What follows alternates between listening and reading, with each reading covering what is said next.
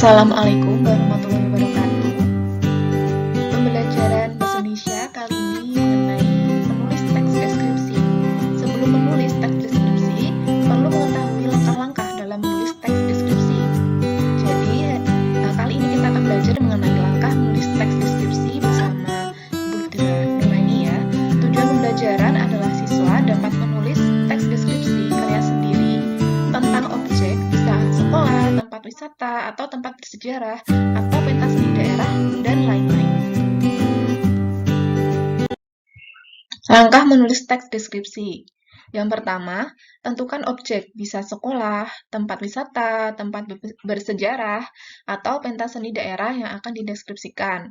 Jadi boleh memilih antara sekolah, atau tempat wisata, tempat bersejarah, atau pentas seni daerah. Misalnya kalian pernah berwisata di Pantai Parangtritis, pernah berwisata di Pantai Depok, atau di Gua Sorong.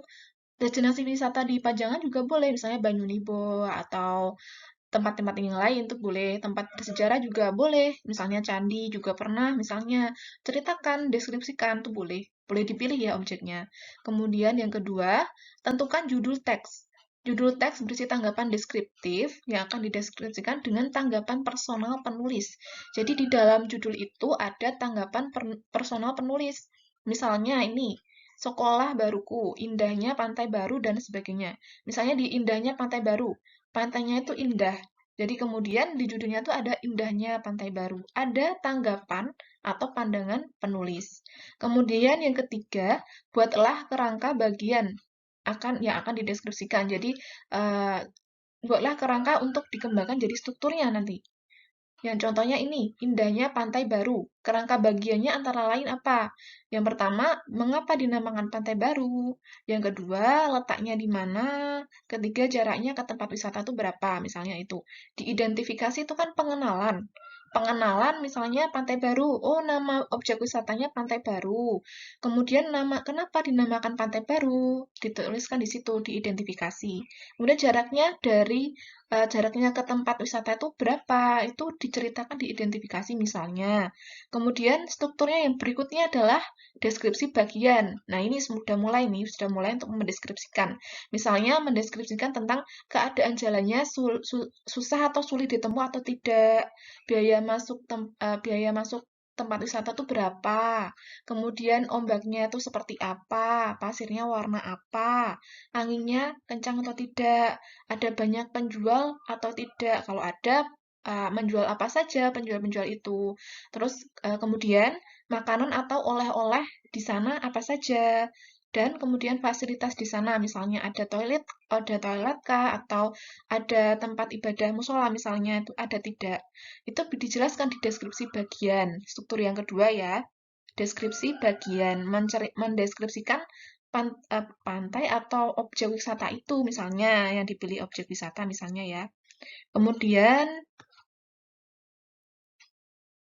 yang keempat, cari data dari objek yang ditulis. Misal objeknya pantai baru misalnya ya.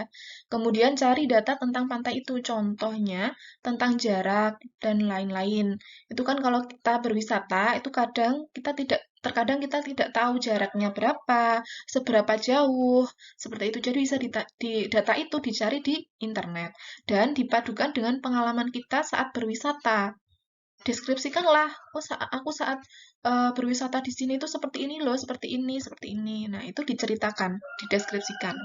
Kemudian yang kelima, tatalah kalimat-kalimat menjadi paragraf sesuai dengan struktur. Masih ingat strukturnya ada 3. Yang pertama, identifikasi. Yang kedua, deskripsi bagian. Dan yang ketiga adalah simpulan, kesan, atau kesan umum. Kalau judul, itu di setiap teks utuh pasti ada judul. Jadi, judulnya dulu, baru nanti identifikasi pengenalan objeknya seperti apa, objek yang dideskripsikan, baru bagian-bagiannya, oh di sana ada ini, deskripsi bagiannya seperti ini.